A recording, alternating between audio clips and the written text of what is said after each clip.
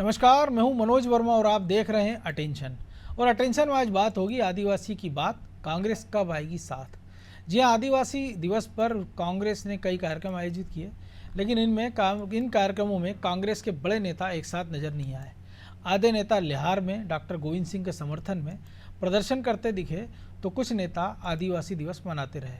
हालांकि नेता प्रतिपक्ष उमंग सिंगार और पूर्व मुख्यमंत्री कमलनाथ ने आदिवासियों के बहाने बीजेपी को घेरने की पूरी कोशिश की, जिस पर बीजेपी ने भी कांग्रेस को करारा जवाब दिया।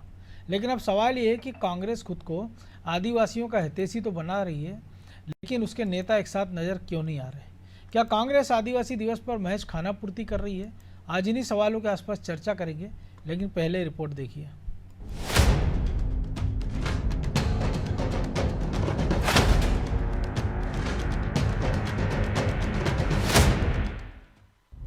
विश्व आदिवासी दिवस पर आर पार, आदिवासियों को लेकर जंग जोरदार। बदलते मौसम के बीच आदिवासियों को लेकर भी मध्य प्रदेश में पारा ऊपर नीचे हो रहा है। इस वर्ग को लुभाने के लिए कांग्रेस ने विश्व आदिवासी दिवस पर कई कार्यक्रम आयोजित किए। कमलनाथ ने तो विश्व आदिवासी दिवस पर बीजेपी सरकार से अवकाश घोषित करने की मांग भी की। दरअसल उनके कार्यकाल में विश्व आदिवासी दिवस पर अवकाश घोषित किया गया था, लेकिन सरकार बदली तो ये आदेश भी बदल गया। लेकिन यहाँ सवाल ये है कि जब कांग्रेस खुद को आदिवासी हितैषी बताने में जुटी है, तो फिर पूरी कांग्रेस एक साथ नजर क्यों नहीं आ रही। दरअसल नेता प्रतिपक्ष उमंग सिंगार जहां आदिवासियों के कार्यक्रम में व्यस्त रहे, तो पीसीसी चीफ जीतू पटवारी समेत आधी कांग्रेस लाहौर में डॉक्टर गोविंद सिंह के समर्थन में धरना प्रदर्शन करती रही। और अब कांग्रेस आदिवासियों के सहारे बीजेपी को घेर रही है। तो ये एक गर्व का दिन है आदिवासी समाज के लिए, जो इस सृष्टि को बचाने के लिए उन्होंने संघर्ष किया जल जंगल जमीन को लेके। तो स्वाभाविक रूप से, लेकिन भारतीय जनता पार्टी जिस प्रकार से आदिवासियों पर दमन चक्र कर रही है, आदिवासियों के विश्व आदिवासी दिवस को मनाने में जिस प्रकार से नहीं छुट्टी दी, नहीं कराना चाहती, शासन प्रशासन सबको कह रहा है कि इस पे कार्यक्रम में ना जाए या आप ना बनाएं, तो ये दबाव की राजनीति क्यों आदिवासियों के साथ। ऑस्ट्रेलिया में सबसे जहरीले सांप पाए जाते हैं, वो भारतीय जनता पार्टी जहरीले सांप के रूप में आदिवासियों को डस रही है। जाहिर है कि आदिवासी प्रदेश में सत्ता की अहम सीढ़ी है, लिहाजा इस वोट बैंक को बीजेपी और कांग्रेस दोनों ही दल अपने पास ही रखना चाहते हैं। यही वजह है कि बीजेपी सरकार 15 नवंबर को जनजातीय गौरव दिवस के रूप में मनाती है और 15 नवंबर को बिरसा मुंडा जयंती पर अवकाश भी रहता है। लिहाजा बीजेपी ने कांग्रेस के आरोपों पर जोरदार पलटवार किया। देखिए, कांग्रेस के नेतृत्व ने सदैव ही आदिवासियों को दबाने और कुचलने का काम किया। हमने देखा पेशा जैसा कानून कभी कांग्रेस की सरकारों ने इस देश में लागू नहीं होने दिया। और इसके साथ ही साथ आज भी अगर वर्तमान परिदृश्य में बिरसा मुंडा जी की जन्म जयंती पर हमारी सरकार अवकाश देती है। गांधी जी और अम्बेडकर जी के बाद तीसरे ऐसे महापुरुष हैं जिनकी जन्म जयंती पर राष्ट्रीय स्तर का अवकाश हमारी सरकार ने घोषित किया है। और यह जो वैश्विक आदिवासी दिवस है, इस दिन प्रदेश की सरकार ऐच्छिक अवकाश को पहले ही घोषित कर चुकी है। ऐसे में कांग्रेस पार्टी अपना उस नफरती को दूर रखे। विधानसभा और लोकसभा चुनाव के नतीजे ये साफ करते हैं कि आदिवासी वोट बैंक कांग्रेस के हाथ से छिटक चुका है। लिहाजा कांग्रेस इसे फिर से हथियाना चाहती है। लेकिन सवाल ये है कि आखिर कैसे वो ये कर पाएगी, क्योंकि जीतू पटवारी और दिग्विजय सिंह जैसे बड़े नेता तो आदिवासी दिवस पर भी अन्य कार्यक्रमों में व्यस्त हैं। तो क्या कांग्रेस एक आदिवासी नेता को आगे करके इस पूरे वर्ग को साधना चाह रही है? खैर, आदिवासी वर्ग को साधने में वो कितना कामयाब होगी, ये तो आने वाला समय ही बताएगा। ब्यूरो रिपोर्ट, अनादि टीवी।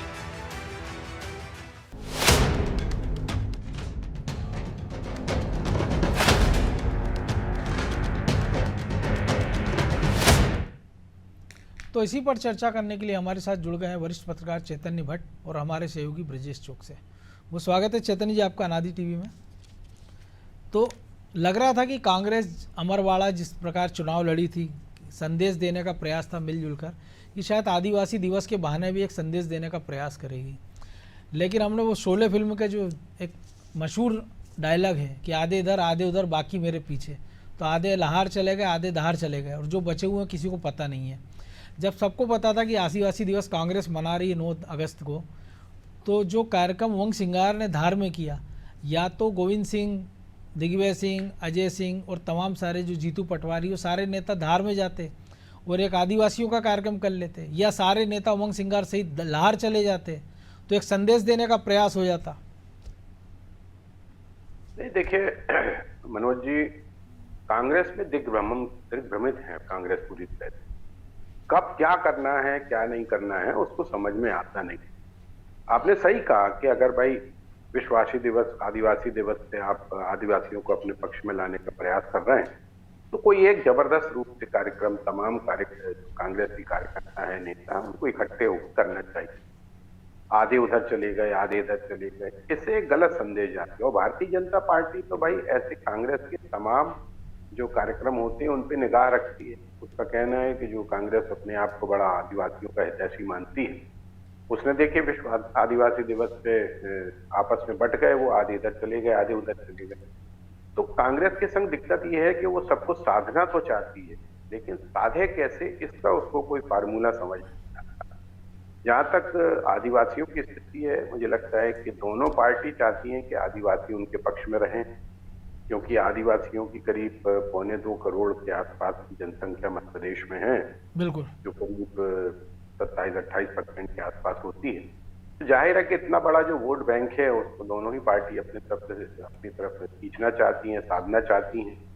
और इसलिए जब कमलनाथ की सरकार थी तो उन्होंने विश्व आदिवासी दिवस छुट्टी भी घोषित की थी। उसको पलट के भारतीय जनता पार्टी ने बिरसा मुंडा में की जयंती में अवकाश घोषित कर दिया, क्योंकि बिरसा मुंडा भी आदिवासी नेता माने जाते। और इसलिए और उनको मजे लगा की बात ये है उसमें चैतन्य जी की जो बीजेपी शासित राज्य राजस्थान, वहाँ आज ही छुट्टी है। हालांकि सरकारी छुट्टी वैसी नहीं, स्कूलों में छुट्टी दे दी विश्व आदिवासी दिवस। क्योंकि अब वो एक बार बिरसा मुंडा की छुट्टी घोषित कर चुके हैं और आज ऐच्छिक अवकाश का, अगर आप लेना चाहो 2 ऐच्छिक अवकाश मिलते हैं सरकारी कर्मचारी, अगर आप लेना चाहें तो ले सकते हैं। सवाल इस बात का है कि आदिवासियों की स्थिति क्या है प्रदेश में। आदिवासियों की, मुझे लगता है कि हमारा महाकौशल तो बहुत आदिवासी बहुल्य क्षेत्र माना जाता है, अधिकतर जो जिले हैं वो आदिवासी बाहुल्य माने जाते हैं, लेकिन मुझे लगता नहीं कि आदिवासियों की स्थिति में कोई बहुत ज्यादा फर्क आया। हाँ, आदिवासी नेता जो हैं वो जरूर सक्षम हो गए हैं, पैसे वाले हो गए हैं, लेकिन आदिवासियों की स्थिति वैसे की वैसे। अब ठीक है कि 2022 में पैसा कानून प्रदेश में लागू हुआ, जो 1996 में बन चुका था। उसके लिए जल जंगल जमीन की जो बात थी, जिसकी लंबे अरसे से मांग कर रहे थे आदिवासी, उस पर एक मोहर लगाई है कि अब उसमें बहुत से ऐसे क्लास हैं कि जिसमें कोई दूसरा व्यक्ति उनकी जमीन पे कब्जा नहीं कर सकता। ग्राम सभाओं में उनको प्रमुखता मिलेगी, ग्राम सभा सारी चीजों का निर्णय लेगा। लेकिन जो स्थितियां हैं, अगर आप ग्राउंड रिपोर्ट करवाएंगे तो आपको पता लगेगा कि जो आदिवासी हैं वो वहीं के वहीं, बिल्कुल, उनके रहन सहन में, उनके सोच में, उनके रोजगार में कोई बहुत ज्यादा फर्क पड़ा नहीं। तो ये बात सही है कि, और अभी तो आप देखिए कि जो जीव ने पिछली बार 3 आदिवासियों को मार दिया गया था, उसमें वहां के एसपी को तबादला कर दिया गया, लाइन अटैच कर दिया गया, और 1 महीने बाद फिर से किसी जिले की कमान दे दी गई। अभी आपने सुना होगा कि किसी भारतीय जनता पार्टी के नेता ने पेशाब कर दी थी आदिवासी युवक।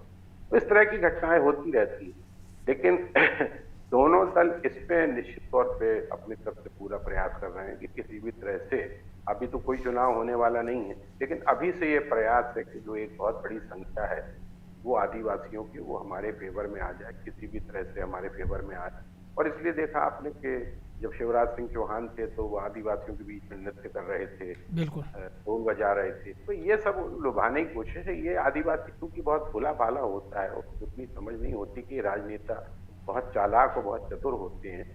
ये इस तरह की नौटंकियों में बहुत आगे रहते हैं। तो मुझे लगता है कि आदिवासियों की वास्तविक स्थिति क्या है, इसका अध्ययन करके सरकारों को उनके विकास के लिए, उनको आगे बढ़ाने के लिए प्रयास करना चाहिए। ये ठीक वो है कुछ हद तक कर भी रहे हैं शायद। लेकिन ब्रजेश जी, एक और चीज़ है कि अगर मध्य प्रदेश की बात करें, 66 सीटें विधानसभा में कांग्रेस ने जीती। हालांकि अब तो संख्या कम हो गई, 64 हो गई है, और एक अमरवाड़ा की सीट वो हार भी गए हैं उपचुनाव में, आदिवासी बहुल जो कांग्रेस के पास थी। तो 47 में से 22 सीटें कांग्रेस ने जीती थी आदिवासी इलाकों में, अब 21 बची है, और उसमें भी 11 सीटें मालवा निवाड़ की थी, जहाँ जिस धार में आज उमंग सिंगार ने कार्यक्रम किया, उन 11 में से एक उमंग सिंगार भी शामिल हैं। उस मालवा निवाड़ के एक और नेता अरुण यादव भी इस कार्यक्रम में नहीं पहुंचे, वो खुद ही लाहौर में शक्ति प्रदर्शन में मौजूद थे। तो सवाल ये उठता है कि जो अपने गढ़ में जहां कांग्रेस को जो मजबूती मिली, अगर 66 में से 22 सीटें यानी कि 33% सीटें आपको अगर आदिवासी इलाके की मिल रही है, तो ऐसे में उस गढ़ को और मजबूत करना चाहिए था, क्योंकि पिछली बार 30 सीटें मिली थी और मध्य प्रदेश में कांग्रेस की सरकार बन गई थी 2018 में। ये सीटें इस बार घटी, ऐसी एससी की सीटें भी घटी हैं। तो जाहिर सी बात है कि अच्छा मौका था और 9 तारीख से जो कांग्रेस ने कार्यक्रम तैयार किया था, तो आदिवासियों के हित में एक प्रदर्शन लाहौर की जगह धार में कर लेते।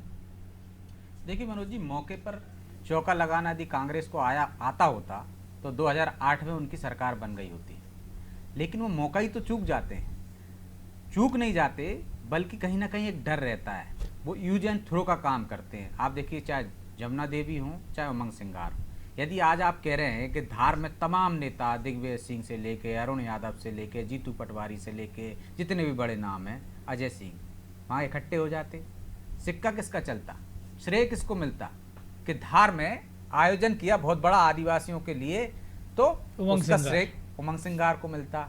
क्या आपको लगता है कि कोई भी कांग्रेस का बड़ा नेता ये चाहेगा कि उमंग सिंगार का कद बढ़ जाए? जमुना देवी का कद घटाने में किस तरह से जमुना देवी लड़ती रही दिग्विजय सिंह से, आपको भी पता है, चैतन्य जी को भी पता है कि पूरे समय लड़ती रही वो अपनी ही सरकार से, अपने ही नेता से। ऐसा समय आ गया था कि दोनों में बातचीत नहीं होती थी। तो आप देखिए कि उमंग सिंगार ने एक कार्यक्रम किया। निश्चित तौर पर जो आपका सवाल था वो चेतन जी से कि एक ही जगह कर लेना चाहिए था, आज अच्छा मौका था। आदिवासी जिसके लिए आप कह रहे थे कि हमारी सरकार ने घोषणा की है छुट्टी की, लेकिन बीजेपी सरकार ने ऐच्छिक कर दिया उसको। आपने जो तमाम वादे किए थे, आज आपको तमाम नेताओं को आदिवासी क्षेत्रों में वहाँ पे आपको आयोजन करना चाहिए थे, जिस तरह से बिरसा मुंडा की जयंती पे बीजेपी करती है।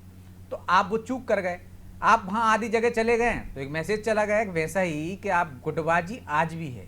सिंधिया के जाने से, कमलनाथ के कमज़ोर होने से, सुरेश पचौरी के जाने से, अरुण यादव के कमज़ोर होने के बावजूद भी कांग्रेस में गुटबाजी है। वो ये उदाहरण है आज का जो कार्यक्रम लाहौर में जो आपने आंदोलन किया, वो एक दिन आगे भी खिसका सकते थे। आदिवासी दिवस पे तो नहीं खिसका सकते थे ना, एक दिन पहले कर सकते थे, वहाँ उमंग सिंगार भी पहुंच जाते। लेकिन आप देखिए चुनाव के दौरान और वो कार्यक्रम भी कांग्रेस को बचाने से ज्यादा लग रहा है गोविंद सिंह की कोठी बचाने के लिए ज्यादा दिख रहा था। और गोविंद सिंह जिस प्रकार फूट फूट के रोए उसमें सभा में, निश्चित तौर पर। तो आप देखिए एक कार्यक्रम की वजह से जो आपको पूरा मौका मिलता मीडिया में, जिसमें आप चर्चा होते, एक बड़ा आयोजन हुआ, एक दिल्ली तक मैसेज जाता, और वो आदिवासी जो जब आपके साथ आए, आप सत्ता में आ गए। 2018 में यदि आप सत्ता में आए थे तो बहुत बड़ा रोल आदिवासी सीटों का था। तो आप देखिए जब आदिवासी आपके साथ आते हैं तो आप सत्ता में आ जाते हो, और जब वो आपसे थोड़े से दूर होते हैं तो बीजेपी सत्ता में आ जाती है। बीजेपी 2018 में चूक करके गई थी, उसने अपने आप को संभाला। जिस तरह 2022 में सरकार बनी, इसके बाद देखिए आदिवासियों के हित में उन्होंने पैसा एक्ट से लेकर तमाम योजना लेकर आए, उनके बीच में आए। जो अभी चैतन्य जी बता रहे थे, नाचने से लेके तमाम उनकी योजनाओं से लेके उनको किस तरह से लाभ मिल सकता है, किस तरह से वो पाले में आ सकते हैं, भरोसा किस तरह से उनसे जीता जा सकता है उनका, वो तमाम जतन किए। लेकिन क्या कांग्रेस कर रही है वैसा जतन? सिर्फ आप एक दिन छुट्टी घोषित कर देंगे उससे कुछ भला होगा? आपको उनके बीच में जाना पड़ेगा, उनका विश्वास जीतना पड़ेगा। आप उनको लगना चाहिए कि कांग्रेस उनके साथ खड़ी है और कांग्रेस का जुड़ाव है। जिस तरह से जब चुनाव आते हैं तो आप प्रियंका गांधी को खड़ा कर देते हो कि इंदिरा जी जैसी नाक है उनकी, इंदिरा जी जैसी दिखती हैं, और इंदिरा जी का आदिवासियों का इंदिरा जी पर बहुत भरोसा था। तो इससे अब काम नहीं चलने वाला। आपको उनके साथ में, उनके सुख में, उनके दुख में, उनकी खुशी में, सब में आपको शामिल होना पड़ेगा। आप देखिए यदि आप शामिल हो रहे होते तो ये परिस्थिति नहीं होती। आपने जैस का उपयोग किया, दूसरी बार आप गच्चा खा गए ना, यूज एंड थ्रो। आपने जमुना देवी का उपयोग किया। अब उमंग सिंगार कहीं बड़ा नेता ना बन जाए तो आप देखिए अरुण यादव एक हो गए, जीतू पटवारी एक हो गए, दिग्विजय सिंह एक हो गए, गोविंद सिंह एक हो गए, कहीं ना कहीं। क्योंकि यदि आदिवासी नेता मजबूत होगा मध्य प्रदेश आपका इस इलाके का सबसे बड़ा आदिवासी नेता खुद ही हार गया, कांतिलाल भूरिया चुनाव। और कांतिलाल भूरिया के साथ भी आपने क्या किया? तब कोई आपने ऐसा मौका दिया क्या? आपने विक्रांत भूरिया के साथ क्या किया? आपने आदिवासी नेता को चुनाव में, जो कहने की बात अलग है कि उन्होंने इस्तीफा दे दिया है कि पिताजी के चुनाव में लड़े, लेकिन जो परिस्थितियां हैं आदिवासियों की वो वही जानते हैं। इसी वजह से कांग्रेस लगातार वहाँ पे उसका ग्राफ गिरता जा रहा है, आदिवासियों से विश्वास खोते जा रहे हैं वो।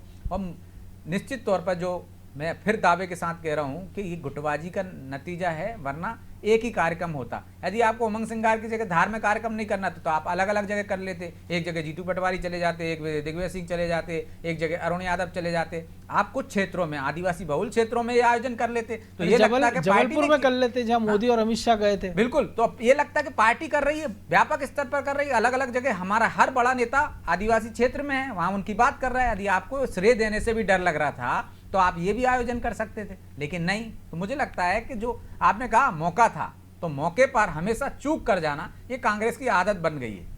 तो चेतन जी, ये जो आदत है, एक आदत हारने की भी बनी हुई है मध्य प्रदेश में। लोकसभा के हम पिछले 3 चुनाव के नतीजे देख लीजिए कि 27, 28, 29 या कांग्रेस 2-1-0 ऐसा भी हम गिन सकते हैं। विधानसभा में जब सबसे अच्छी संभावनाएं मानी जा रही थी, तब 2 दशक का सबसे बुरा प्रदर्शन 2003 के बाद 2023 में, वहाँ 173 थी बीजेपी, या 166 पहुँच गई। तो ऐसे में अब भी अगर ये गुटबाजी है, क्योंकि आपको इस्टेब्लिश होने के लिए अभी वक्त है। जीतू पटवारी के पास भी बहुत सारा वक्त है, लगभग 4-4.5 साल का अभी विधानसभा में वक्त है, इतना ही लगभग लोकसभा में 5-6 महीने आगे पीछे हम कर लें। तो ऐसे में अगर कोई साथ के नेता को अगर इस्टेब्लिश कर दिया जाए जो अपने क्षेत्र में मजबूत है, जो कांग्रेस को उस क्षेत्र में जिंदा रखे हुए, तो दिक्कत क्या आना थी? ये देखिए, कांग्रेस में गुटबाजी बरसों से रही है और आज भी है और भविष्य में भी रहेगी, क्योंकि सब अपने आप को बड़ा नेता मानते हैं। और दूसरी बात जो है, वो सबसे बड़ी बात जो है वो ये है कि उनका जो केंद्रीय नेतृत्व है उसका प्रभाव धीरे धीरे खत्म होता जा रहा है। उनका दबाव जो प्रादेशिक नेतृत्व पे होना चाहिए, अनुशासन होना चाहिए पार्टी की, कोई भी पार्टी हो, चाहे घर हो, चाहे मोहल्ला हो, चाहे कोई संस्था हो जी, हर जगह आपको एक अनुशासन की डोर जब तक नहीं बंधी रहेगी तब तक वो कभी सफल नहीं हो सकती। भारतीय जनता पार्टी में एक सबसे बड़ी खासियत जो है कि वहाँ अनुशासन जबरदस्त रूप से, ठीक है, अंदर कुछ तो गुगाहट होती रहती है, असंतोष भी होता है, लेकिन वो सार्वजनिक स्तर से सामने नहीं आता, और ये उसकी सबसे बड़ी सफलता है। क्योंकि कांग्रेस में तो आप कह ही रहे हो, आपके गुटबाजी होती है और आगे भी होती रहेगी। ये ब्रजेश भाई बिल्कुल सही कह रहे हैं कि भाई मान लीजिए टॉप रैंक के अगर 10 लीडर हैं और 10 इलाके आप छांट लेते आदिवासी बाहुल, एक नेता एक जगह जाता, दूसरा दूसरी जगह जाता, तीसरा तीसरी जगह जाता और वहां पे एक भव्य कार्यक्रम आयोजित करते, तो मुझे लगता है कि पूरे प्रदेश में एक अलग से एक संदेश जाता कि देखिए कांग्रेस के 10 नेताओं ने अलग अलग जाकर अलग अलग स्थानों पे जाके जो आदिवासी दिवस है उसको मनाया और आदिवासियों के बीच में गए। लेकिन दिक्कत वही है कि वहां सोच की भी कमी है, किस तरह से हम लोगों को अपने करीब लाएं ये वो समझ नहीं पाते। भारतीय जनता पार्टी का क्या सबसे बड़ी खासियत जो है वो ये है कि वो लोगों को कैसे अट्रैक्ट करे। बहुत से मुद्दे उठाती, जैसे हिंदुत्व का मुद्दा उठा लिया उसने, अब ये वक्फ बोर्ड का मुद्दा उठा लिया है, गाय बैल मंदिर मस्जिद, ये तमाम चीजें प्रयोग करती कि किस प्रयोग में जनता हमारे साथ आती। कांग्रेस के पास ऐसा कोई प्रयोग धर्मिता वाला व्यक्ति नहीं है। वहां ऊपर किस तरह से नेतृत्व को सलाह देने वाले लोग हैं ये समझ में नहीं आता, और इसलिए जब ढुलमुल नीति रहती है किसी भी संस्थान में, आप देखिए कि 9-8 महीने हो रहे हैं जीतू पटवारी जी को अध्यक्ष बने हुए, 9 महीने में तो बच्चा पैदा हो जाता है, वो अभी अब तक टीम नहीं बना पा रहे हैं। लेकिन यहाँ तो भ्रूण हत्या की तैयारी चल रही है ना। उसके पीछे भी वही कारण है कि तमाम लोग जो हैं वो अपने अपने नेताओं को सेट करना चाह रहे हैं। भाई आपको अपने नेता से, अपने जो समर्थक हैं उनसे ज्यादा उनकी चिंता ज्यादा है बनिस्बत आपके दल की। तो जब ऐसी स्थितियां रहेगी तो मुझे लगता नहीं कि कांग्रेस का भविष्य कोई बहुत बड़ा उज्जवल दिखता है। विशेषकर मध्य प्रदेश को आप ये मान के चलिए कि पूरी तरह से भारतीय जनता पार्टी का गढ़ हो गया। अभी तक एकमात्र सीट जो लोकसभा की थी वो भी उनके हाथ से निकल गई है। कमलनाथ की जीतू पटवारी से बिल्कुल नहीं बनती है, उनको हटाया जब से गया है तब से वो जीतू पटवारी को अपना प्रतिद्वंदी मानने लगे। तो इन परिस्थितियों में आप ये सोचो कि किसी एक बड़े बहुत वर्ग विशेष को अगर आप अपने कब्जे में लाना चाहते हो, अपनी तरफ खींचना चाहते हो, अपना एक वोट बैंक बनाना चाहते हो, उसके लिए आपको बहुत प्रयास करने हो। और आज आप जैसे रजेश भाई ने बोला कि जयस से आपने गठबंधन तोड़ लिया, अगर जयस को भी आप अमरवाड़ा में अपने साथ रखते जैसे पहले भी रहा, तो मुझे नहीं लगता कि आपका अमरवाड़ा में प्रत्याशी हार जाता, क्योंकि जयस ने भी वहां पे काफी सारे वोट, गोंडवाना गणतंत्र पार्टी जी, गोंडवाना, हाँ गोंडवाना गणतंत्र पार्टी। तो अब जब आप गोंडवाना गणतंत्र पार्टी जैसी जो आदिवासियों की हिमायती मानी जाती है, उनको भी आप अपने साथ नहीं रखना चाहते हो। दूसरे दीगर जो आदिवासी नेता हैं उनको भी आप प्राथमिकता नहीं देना चाहते हो। उमंग सिंगार को आपने बना तो जरूर दिया है, लेकिन उमंग सिंगार की क्या है ये सबको मालूम है कि उन्होंने जो अपना कार्यक्रम किया उन्हें अपने व्यक्तिगत तौर पे किया है, अपनी व्यक्तिगत हैसियत से किया है। उसमें कांग्रेस का कोई बड़ा लीडर शामिल लेकिन नहीं हुआ। एलओपी तो है ही ना, इसका तो फर्क पड़ता ही सही। लेकिन ब्रजेश जी, जो चैतन्य जी ने विकार हम भी देख रहे हैं कि पहले ओमकार सिंह मरकाम, बाला बच्चन, लग रहा था कि आदिवासी एक पौध तैयार हो रही है, कांतिलाल भूरिया, कमलनाथ समर्थक माने जाते थे, एक झटके से ठिकाने लग गए। लेकिन जीतू पटवारी हो या उमंग सिंगार हो या नेता उपनेता प्रतिपक्ष हो हेमंत कटार, इनकी नियुक्ति तो दिल्ली दरबार ने की है। दिल्ली दरबार के चहेते भी हैं और तीनों का प्रभाव क्षेत्र भी अलग है। एक ब्राह्मण है, एक ओबीसी है, एक आदिवासी है। इसलिए तो कलेश तो बिल्कुल होना ही नहीं चाहिए था। अगर इसके बाद ये नौबत आ रही, इसका मतलब है कि ऑल इज वेल नहीं है। देखिए मनोज जी, अकेला चना भाड़ नहीं झोंक सकता। तो आपने यदि केंद्रीय आलाकमान ने सबको अपनी अपनी जिम्मेदारी जातीय समीकरण के आधार पर दे तो दी है, लेकिन क्या केंद्रीय आलाकमान मॉनिटरिंग कर रहा है? क्या केंद्रीय आलाकमान मध्य प्रदेश से जो रणनीति बन रही है, आयोजनों की रणनीति बन रही है, उसके प्रभारी उसकी कुछ बात कर रहे हैं? यहाँ पे क्या है कि अपनी अपनी ढपली, अपना अपना राग चल रहा है। उमंग सिंगार ने सोचा कि चलिए विश्व आदिवासी दिवस है, मैं एक बड़ा आयोजन कर लेता हूँ। जीतू पटवारी ने कहा कि गोविंद सिंह के क्षेत्र लाहौर में हम एक आयोजन कर लेते हैं, सरकार को घेर लेते हैं। इस बार खुद की भी पेट बन जाए, थोड़ी पेट बन जाएगी, क्योंकि ग्वालियर चंबल में एक नेता छत्रप की जरूरत है। तो उसके लिए कांग्रेस को खुद, खासकर जो चेतन जी ने कहा कि आला कमान कमजोर, आला कमान को अपनी आंख, कान, सा नाक सब खुले रखना तो चाहिए। 54 से 99 पे आ गया आला कमान भी, थोड़ा तो मजबूत हुआ, थोड़ा तो मजबूत हुआ। लेकिन मध्य प्रदेश में कैसे? आपने जिस तरफ नहीं देखोगे तो उस तरफ तो अंधेरा होगा ही ना। आपने जहां पे मेहनत की है आला कमान ने, वहां उसको सफलता मिली कि नहीं मिली? बिल्कुल। तो मध्य प्रदेश में भी उसको सिर्फ ये नहीं कि हमने जातीय आधार पर, वर्गीय आधार पर हमने 3 बड़े नेताओं की नियुक्ति कर दी है, अब यहां से देखने की नहीं है। आदिवासियों को उमंग सिंगार संभाल लेंगे, पिछड़ों को जीतू पटवारी संभाल लेंगे और ब्राह्मणों को, उच्च जाति वालों को ये संभाल लेंगे, बाकी दिग्विजय सिंह तो हैं। ऐसा नहीं होगा, फिर वो गुटबाजी होगी। क्योंकि जब भी आपका कार्यक्रम बनेगा, पार्टी यदि कोई कार्यक्रम बना रही धार में, तो क्या मनोज जी प्रभारी का दायित्व नहीं था, आला कमान का दायित्व नहीं था कि विश्व आदिवासी दिवस है? क्या कर रही है मध्य प्रदेश कांग्रेस कमेटी? यदि उनने सलाह मशवरा किया होता, प्रभारी ने बात की होती, तो ये 2 कार्यक्रम नहीं हो रहे होते। और बिल्कुल, मतलब आप में समन्वय नहीं है दिल्ली के नेताओं में और मध्य प्रदेश के नेताओं में। यदि मध्य प्रदेश के नेताओं ने बैठकर ये बात की होती कि हम किस तरह से आयोजन कर लें, तो मुझे लगता है कि उसमें भी ये चर्चा होती। तो ये कहीं ना कहीं समन्वय का अभाव है, मॉनिटरिंग का अभाव है, और सलाह मशवरा नहीं कर रहे नेता, प्रभारी का दखल नहीं है। ये वो जो कमजोरियां हैं, इसकी वजह से नेता अपने अपना राजनीति चमकाने के लिए, अपना अपना श्रेय लेने के लिए, खुद की लीडरशिप को आगे बढ़ाने के लिए, हाईकमान की नज़रों में बेहतर होने के लिए जो जैसा करना चाह रहा है वैसा कर रहा है। इससे पार्टी को नुकसान हो रहा है, कार्यकर्ता बट रहे हैं नेताओं में, और उसका खामियाजा भुगतना पड़ रहा है। तो इसके लिए आला कमान भी जिम्मेदार थे, प्रदेश को जिनको नेतृत्व की जिम्मेदारी सौंपी है उनमें उनकी भी जवाबदेही है कि वो संयुक्त रूप से मिलकर काम करें। सिर्फ आप एक कार में बैठकर उमंग सिंगार, जीतू पटवारी एक वीडियो वायरल कर दें कि नहीं हम तो एक हैं, हम गुटबाजी की, इससे चलेगा नहीं। दिखना भी चाहिए, वो दिखाई नहीं दे रहा है कम। बिल्कुल, और वो दिखाई जब तक नहीं देगा, जब तक कांग्रेस की कोई सुनवाई होगी भी नहीं। बहरहाल वक्त इतना ही था। बहुत धन्यवाद चेतन जी। तो निश्चित तौर पर एक बड़ा मौका कह सकते हैं कांग्रेस ने गवा दिया। शक्ति प्रदर्शन तो किया, लेकिन संदेश नहीं दे पाए, आधे इधर आधे उधर, बाकी किधर, ये सवाल सबसे बड़ा है। और सवाल इसलिए भी कि इतने बड़े आयोजन के बीच अगर दिग्विजय सिंह एक ट्वीट कर देते हैं कि आस्तीन के सांपों की संख्या पूछ लेते हैं, उसके बारे में पूछ लेते हैं, तो जाहिर सी बात है कि कांग्रेस में ऑल इज वेल है नहीं। और जब तक ये नहीं होगा तब तक आप कोई भी धरना प्रदर्शन कर लीजिए, एक संदेश जो आप देना चाहते हैं जनता के बीच और सरकार को, वो आप शायद नहीं दे पाएंगे। अटेंशन में आज इतना ही, मुझे दीजिए इजाज़त, और आप देखते रहिए अनादि टीवी। नमस्कार।